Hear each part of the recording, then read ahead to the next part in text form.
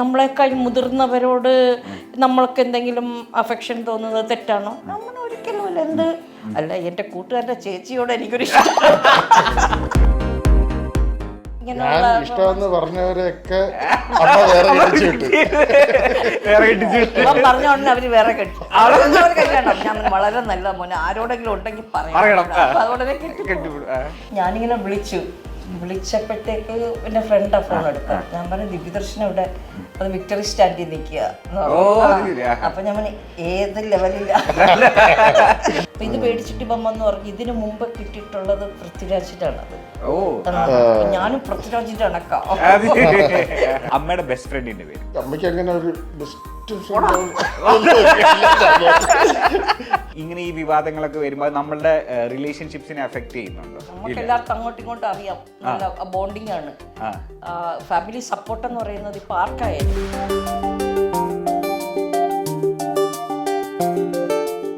ശരി, നമ്മള് കലാകുടുംബത്തിൽ നിന്നും ഈ ഡിസ്കസ് ത്രോയ്ക്ക് എങ്ങനെ നാഷണൽ ലെവൽ വരെ പോയി എന്നുള്ള ഒരു ചോദ്യമാണ്. അതെന്താണ് പെട്ടെന്ന് അങ്ങനെ ഇൻട്രസ്റ്റ് വന്നത്? അത് +2 അപ്പം ഞാൻ യൂത്ത് ഫെസ്റ്റിവലിലൊക്കെ ഞാനാണ് സ്കൂളിലെ മെയിൻ. അപ്പോൾ പക്ഷേ സ്പോർട്സിനകത്തൊന്നുമില്ല.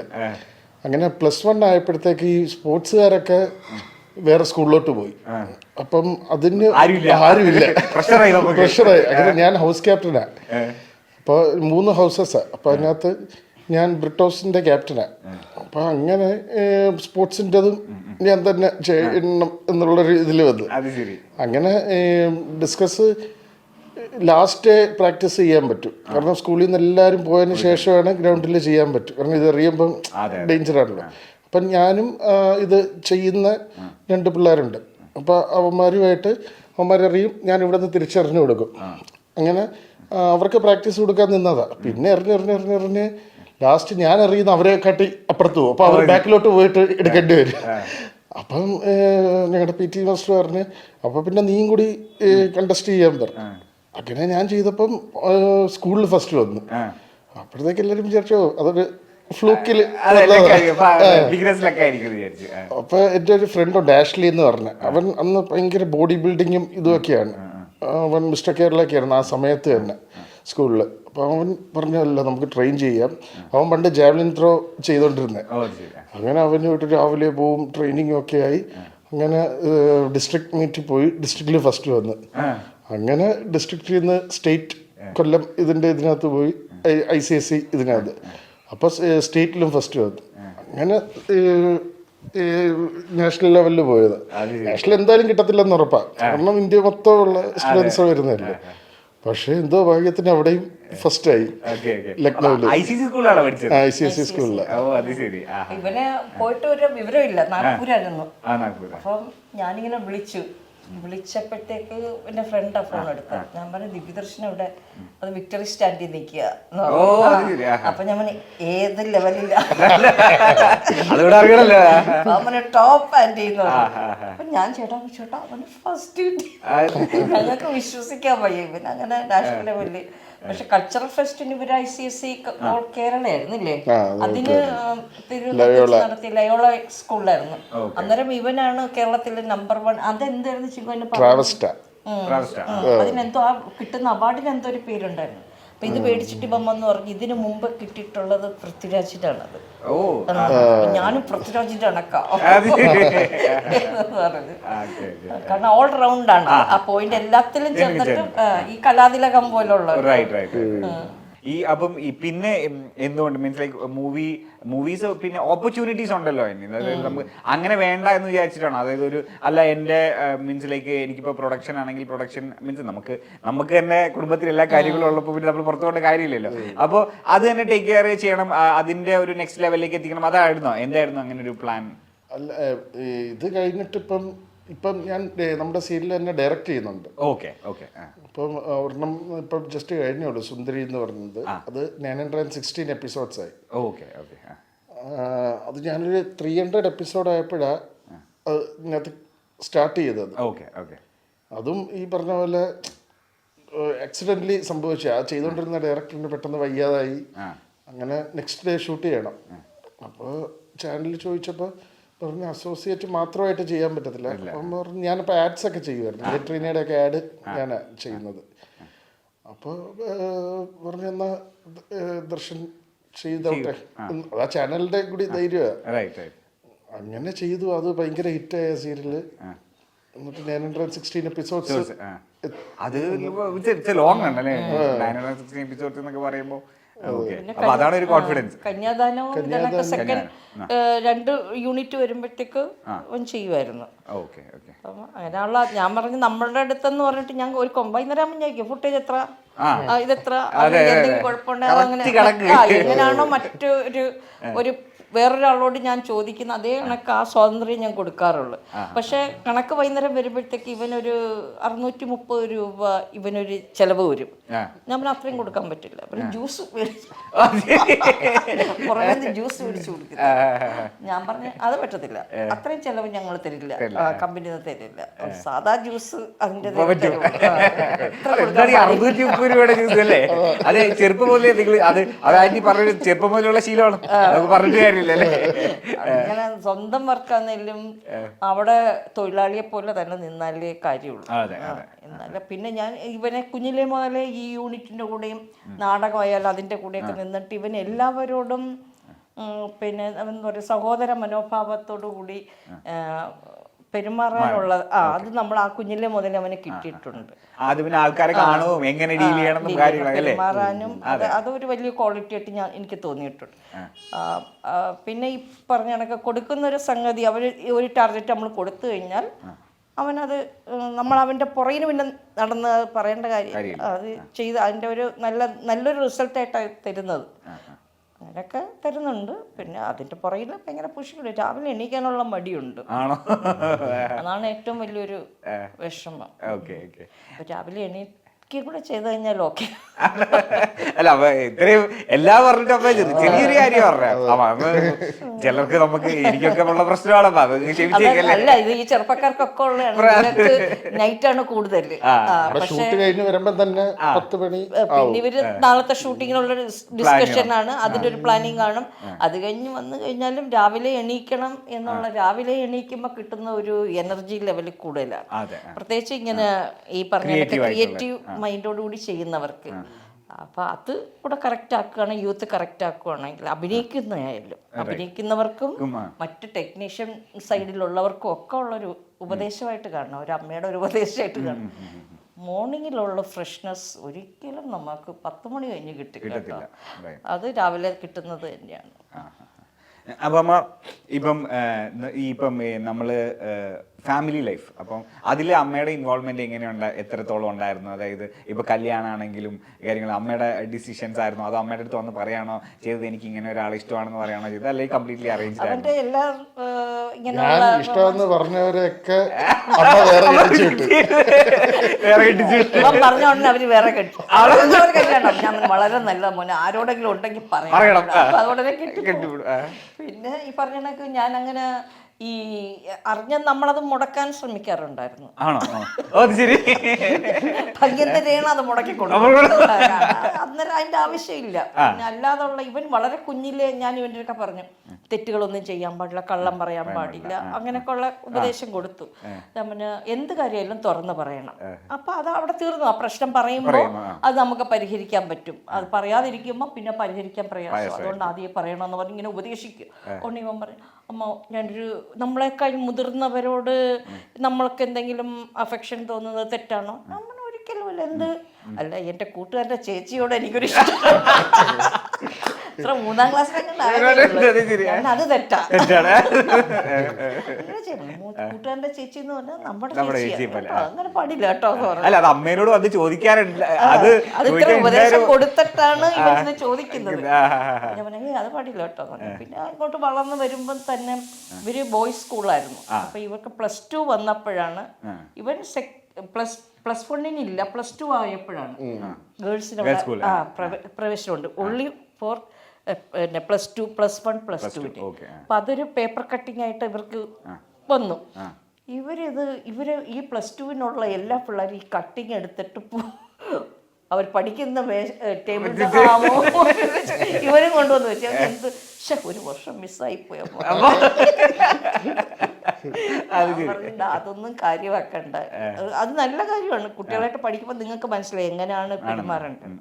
പിന്നെ കോയമ്പത്തൂര് ഗൾഫിൽ പഠിക്കുമ്പോഴാണ് അപ്പം പറഞ്ഞ് നമുക്ക് രാജകുടുംബത്തിൽ നിന്നൊക്കെ കല്യാണം കഴിക്കുന്നോണ്ട് കുഴപ്പമില്ല. ഏതൊരു റോയൽ ഫാമിലി അവിടെ നിന്ന് വന്ന് ഡൽഹിയിൽ നിന്ന് വന്ന്. അപ്പൊ ഞാൻ പറഞ്ഞു മോനെ പ്രശ്നമാണ്, നമ്മൾ അവിടെ ചെല്ലുമ്പോ അത് തുടരുത് ഇത് തുടരുത് എന്നൊക്കെ പറയും. നമുക്ക് നാണക്കേട് അതുകൊണ്ട് അത് നമുക്ക് വേണ്ട, ശരിയാവില്ല. പിന്നെ അതെല്ലാം പോകുന്ന എനിക്ക് തന്നെ അറിയാം. പിന്നെ അവന്റെ അച്ഛനാണെങ്കിൽ തൃശ്ശൂർ നല്ലത് വേറെ കല്യാണം കഴിക്കാൻ പാടില്ല എന്നൊരു ഭയങ്കര ഒരു നിർബന്ധം പറഞ്ഞു. അദ്ദേഹം പറഞ്ഞു തൃശ്ശൂർ അല്ലെങ്കിൽ ഇത് വേറിട്ട് പോകും, തൃശ്ശൂർ പിന്നെ പോവാണ്ടാവോ അങ്ങനെ അങ്ങനെയാന്നൊക്കെ പറഞ്ഞ് അങ്ങനെ ഇത് മാട്രിമോണിയിൽ നിന്നാണ് ഇപ്പൊ അശ്വതിയുടെ ഇത് വരുന്നത്. എന്ന് കഴിഞ്ഞപ്പോ അച്ഛനാണ് ആദ്യം ഓക്കെ പറഞ്ഞു. ഇവൻ കണ്ടിട്ടില്ല. ഇവനപ്പൊ അഭിനയിച്ചോണ്ടിരിക്കുക. ഇവൻ കണ്ടിട്ടില്ല. ഞങ്ങൾ പോയി കണ്ടു, ഇവിടുന്ന് എല്ലാരും പോയി കണ്ടു, ഓക്കെ പറഞ്ഞു. അപ്പൊ ഇനി ചെറുക്കനും പെണ്ണും കൂടെ ഒന്ന് കാണണ്ടേ. അങ്ങനെ ഇവൻ അതിൻ്റെ ഇടയ്ക്ക് ഒരു ബ്രേക്ക് കിട്ടിയപ്പോൾ പോയി. അപ്പോൾ എനിക്ക് ചെറായിലെ അഡ്വർടൈസ്മെൻറ്റിൻ്റെ ഒരു മീറ്റിംഗ് ഉണ്ട് ചെറായി റിസോർട്ടിൽ. ഞാൻ അവിടെ ഇരിക്കും. അപ്പം എന്നെ അവിടെ കൊണ്ടാക്കിയിട്ട് ഇവൻ പോയി, തൃശ്ശൂർക്ക് പോയി. എന്നിട്ട് പറഞ്ഞു ഞാൻ പെണ്ണിനെ കണ്ടിട്ട് ഇഷ്ടപ്പെട്ടാൽ മാത്രമേ പെണ്ണിൻ്റെ വീട്ടിൽ പോകും. അപ്പോൾ ശോഭയെല്ലാം കണ്ട് വെച്ച് ഇവർ മീറ്റ് ചെയ്യാന്ന് പറഞ്ഞു. അവളുടെ അച്ഛൻ ശോഭയെ കൊണ്ട് നിർത്തിയിട്ട് അയാൾ ഒളിച്ചു നിന്നു. എല്ലാവർക്കും ടെൻഷൻ, ഇവിടെ വെച്ച് പിരിയോ കൊടുത്ത് ശരി ഓക്കെ പിരിയോ എന്നുള്ള. അവളെ അച്ഛൻ ഒളിച്ചു നിന്ന് നോക്കുമോ അത് എന്തോന്നു. ഇവിടെ നിന്ന് എനിക്ക് ഈ മീറ്റിംഗിൽ ഇരുന്നിട്ട് എൻ്റെ മനസ്സിൽ ടെൻഷൻ. ഇവരെ കാണുന്നില്ല. വൈകുന്നേരമായി അവിടുത്തെ മീറ്റിംഗ് കഴിഞ്ഞ് എല്ലാവരും പിരിയുക. ഒരു റിസോർട്ടിൽ ഞാൻ ഒറ്റയ്ക്ക് ഞാൻ പറഞ്ഞു. അപ്പൊ കൂടെ വന്നൊരു ചോദിച്ചു മാം പോകുന്നില്ലേ? ഞാൻ പറഞ്ഞില്ല മോൻ വരാനുണ്ട്, ഞങ്ങൾ നിൽക്കണം. അവനെ വേണ്ട വേണ്ട കുഴപ്പമില്ല. എന്നിട്ട് ഞാൻ ഇവരെ വിളിച്ച് അമ്മനെ ചിങ്കു നീ എവിടാ? ഞാൻ അശ്വതിയുടെ വീട്ടിലാണ് അമ്മ. അപ്പൊ ഞാൻ സമാധാനമായി. അങ്ങനെയാണ് കല്യാണം ഫിക്സ് ചെയ്തത്. അടിപൊളി. അപ്പൊ നമ്മൾ ഇത്രയും സംസാരിച്ചമ്മ, ഇനി ഞാൻ ചിക്കുവിന് കുറച്ച് ടാസ്ക് കൊടുക്കുകയാണ്. അതായത് അമ്മയെ കുറിച്ച് എത്ര നന്നായിട്ട് കാര്യങ്ങൾ അറിയാമെന്നാണ്. അമ്മയ്ക്കിപ്പം ബൈ ഹാർട്ട് എല്ലാ കാര്യങ്ങളും ഇഷ്ടങ്ങൾ അനിഷ്ടങ്ങൾ എല്ലാ കാര്യങ്ങളും അറിയാം. ചിക്കു എത്ര അറിയാമെന്ന് നമുക്കൊന്ന് നോക്കാം എങ്ങനെയാണ്. ഓക്കെ, അപ്പൊ അമ്മ കറക്റ്റ് ആണോ എന്ന് എന്നെ ഒന്ന് സപ്പോർട്ട് ചെയ്യണം, ഹെൽപ്പ് ചെയ്യണം. അമ്മയുടെ ബർത്ത്ഡേ ജൂൺ ജൂലൈ വരട്ടെ. ഇല്ല ഇതിലൊരു പ്രശ്നമില്ല, കാരണം എനിക്ക് ഇതേ പ്രശ്നമുണ്ട്. എന്നോട് പെട്ടെന്ന് അമ്മയുടെ ബർത്ത്ഡേ എപ്പോഴാന്ന് വെച്ചാൽ ഞാനിങ്ങനെ സെപ്റ്റംബർ ആണോ ഒക്ടോബർ ആണോ എന്ന് എനിക്കൊരു കൺഫ്യൂഷൻ ആവും. ബർത്ത്ഡേ ഓർമ്മയില്ല. ഓക്കെ, പ്ലേസ് ഓഫ് ബർത്ത് കൊല്ലം തന്നെയാണ്. ഓക്കെ, അങ്ങനെയാണെങ്കിൽ അമ്മയുടെ ഫേവറേറ്റ് കളർ ഏതാ? അമ്മയ്ക്ക് മറ്റേ ബ്ലാക്ക്, ബ്ലൂ, റെഡ് ഇതൊക്കെയാണമ്മ. ബ്ലാക്കും ബ്ലൂ ആണോ? അതാ ഇത് കൈതിട്ടാട്ടോ, ബ്ലാക്ക് ബ്ലൂ യെല്ലോ. ഓക്കെ, അമ്മയുടെ ഫേവറേറ്റ് പ്ലേസ് ടു വിസിറ്റ്. അമ്മ എപ്പോഴും പോണെന്ന് പറയുന്ന ഒരു സ്ഥലം? താജ്മഹൽ. താജ്മഹലൊക്കെ കണ്ടത് എവിടെയാ പോകാനുള്ള സ്ഥലം? ഈജിപ്റ്റ്.